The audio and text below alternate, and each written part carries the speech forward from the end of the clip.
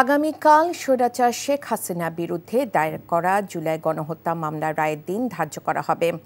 স্বচ্ছ ও স্বাভাবিক প্রক্রিয়ায় আন্তর্জাতিক অপরাধ ট্রাইব্যুনালের বিচার কাজ অনুষ্ঠিত হচ্ছে বলে জানিয়েছেন প্রসিকিউটর মিজানুল ইসলাম।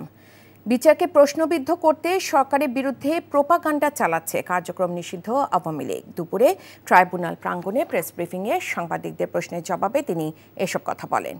এমনকি ক্ষমতাচ্যুত শেখ হাসিনার মামলার রায়ের তারিখ ঘোষণাকে ঘিরে দেশজুড়ে নৈরাজ্য সৃষ্টির লক্ষ্যে আওয়ামী লীগ বিভিন্ন কর্মকাণ্ড চালাচ্ছে বলেও অভিযোগ করেন মিজানুল ইসলাম।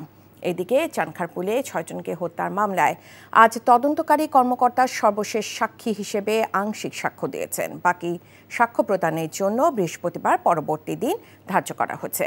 আর আশুলিয়ায় লাশ পোড়ানোর মামলায় সাক্ষী হাজির করতে পারেনি প্রসিকিউশন।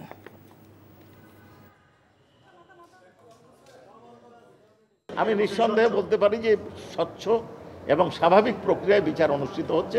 এটা একটা প্রোপাগান্ডার অংশ হিসাবে, সরকারের বিরুদ্ধে প্রোপাগান্ডার অংশ হিসাবে তারা এটা পরিচালনা।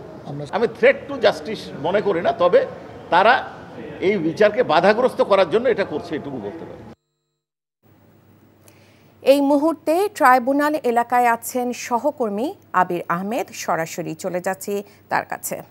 আবির, জুলাই গণহত্যা মামলার রায়ের তারিখ ঘোষণাকে কেন্দ্র করে ট্রাইব্যুনাল ও এর আশেপাশের এলাকায় নিরাপত্তা কেমন দেখছেন আমাদের জানান।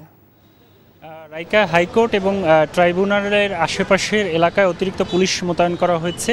পুলিশের পাশাপাশি কিন্তু বিজিবিও মোতায়েন করা হয়েছে যাতে কোনো অপ্রীতিকর ঘটনা না ঘটে। ১৩ তারিখের আওয়ামী লীগের কর্মকাণ্ডকে ঘিরে গত বেশ কয়েকদিন ধরেই যে নাশকতা, ককটেল এবং বাসে আগুন লাগানো হয়েছে, সে ঘটনাকে কেন্দ্র করে কিন্তু পুলিশ সতর্ক অবস্থানে রয়েছে।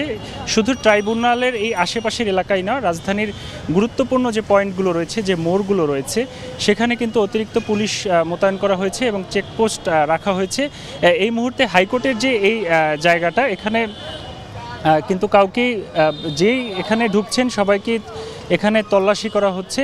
তল্লাশি ব্যতীত কেউ এখানে ঢুকতে পারছেন না। পাশাপাশি এখানে যাতে কোনো অপ্রীতিকর ঘটনা না ঘটে এজন্য কিন্তু এর আশপাশের যে এলাকা, প্রতিটি জায়গায় কিন্তু পুলিশ টহল দিচ্ছে। এর পাশাপাশি পুলিশ এবং বিজিবির পাশাপাশি কিন্তু সেনাবাহিনীর গাড়িও এখানে টহল দিচ্ছে। কিছুক্ষণ আগেও বেশ কয়েকটি ককটেল বিস্ফোরণ হয়েছে রাজধানীর বিভিন্ন জায়গায়, এমনটি খবর পেয়েছি। এবং এই নাশকতাকে ঘিরে গত কয়েকদিনে প্রায় ৪০ জনকে গ্রেফতার করা হয়েছে।